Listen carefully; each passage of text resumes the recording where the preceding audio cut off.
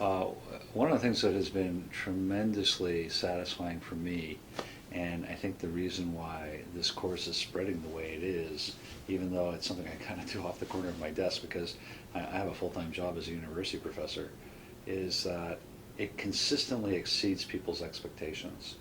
I must have now course evaluations from over 1,000 managers, and I think there are maybe a handful that don't say it exceeded my expectations. This was an amazing course. It was perhaps the best course I've ever taken, that sort of thing.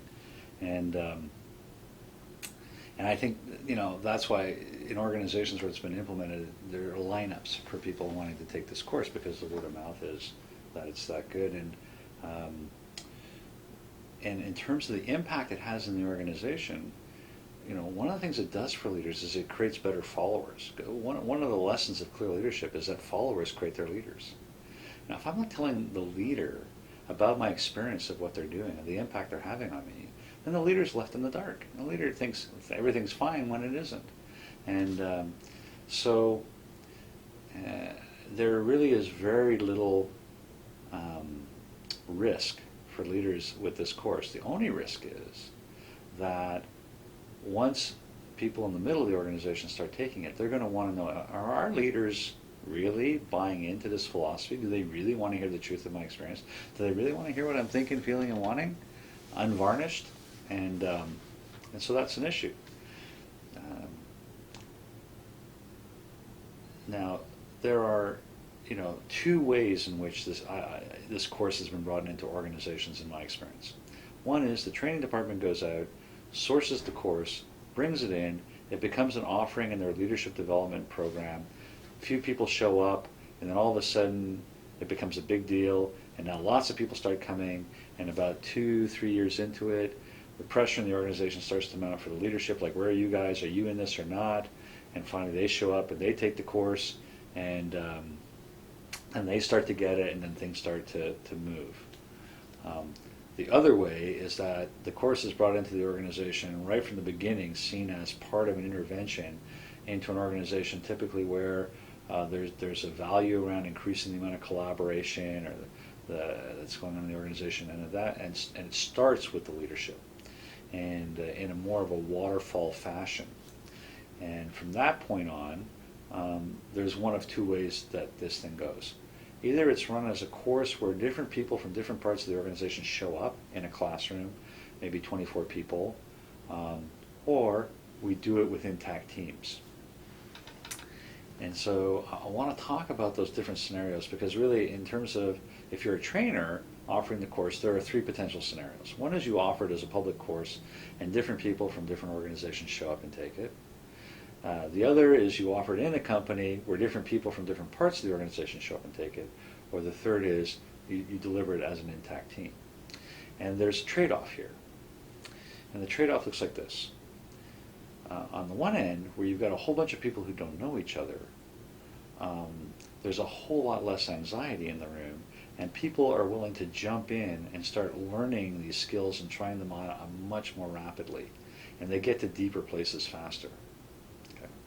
The more, as you move along this continuum, and you get to the point where you're working with an intact team, people are naturally much more cautious about showing up differently, about trying out new things that they don't know how to do very well, and being seen doing that, and to really talk about what they really think.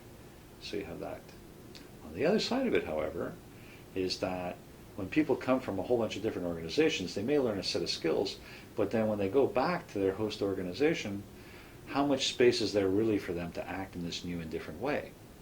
And one of the things that got learned early in organization development was if you try to change an organization simply by training people in these sort of stranger labs sort of thing, when they go back to the organization, they just either get hammered back into the old way of being or they leave the organization. On the other hand, when you have an intact team, if some significant change happens for those participants in that group, it's much more likely going to transfer back into the organization.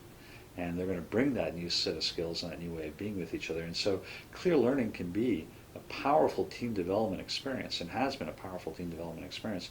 And on top of that, it supports transfer back into the system. Right? What makes that more difficult is there's a lot more anxiety, number one, And number two, when real stuff shows up, you got to work the real stuff, which sometimes means that you have to be redesigning the course midstream because you don't have time to do everything you'd planned to do because something showed up and you had to deal with it, and that's the appropriate thing to do.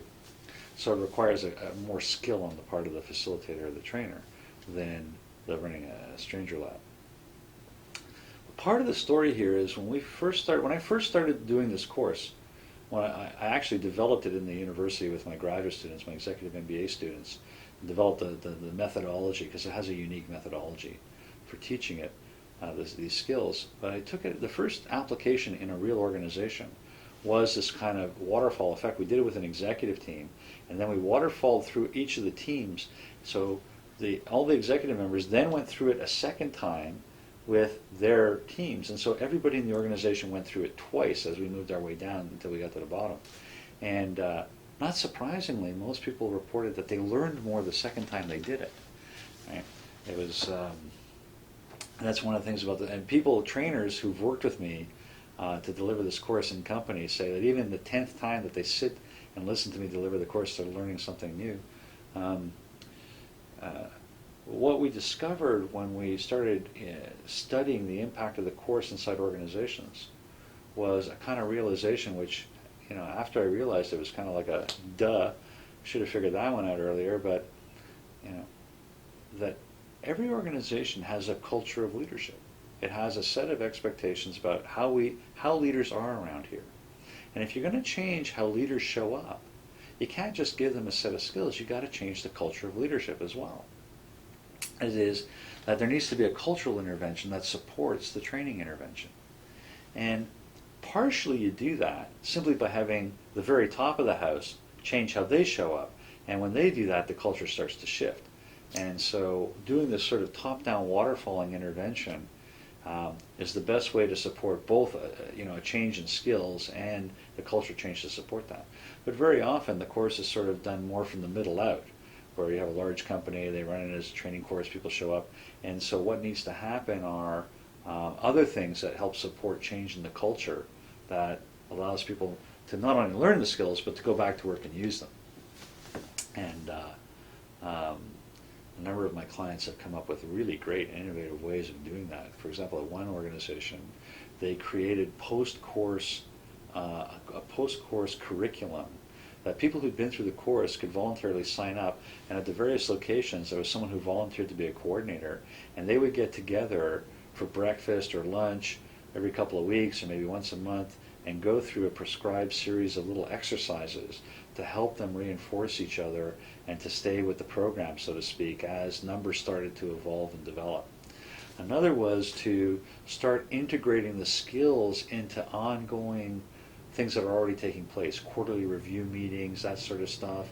There would be, examples where leaders would be getting up and using the experience cube to describe things that were going on in the organization, that sort of thing, and opportunities to build it into how people interact with each other.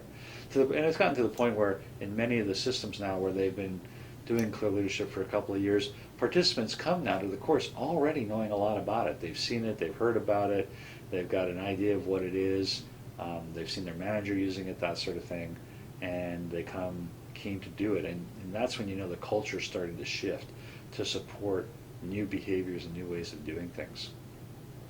So I've become convinced now that any kind of leadership development, any kind of attempt to change how leaders show up and how people act as leaders has to be operating on at least 2, maybe 3 things simultaneously.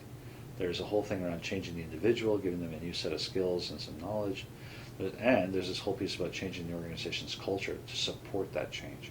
There may also need to be a technostructural change too, in the sense of changing the recruitment, selection, reward, performance management system to mirror these new skill sets that you're trying to develop. And I would say that's true for any change in leadership development, not just career leadership.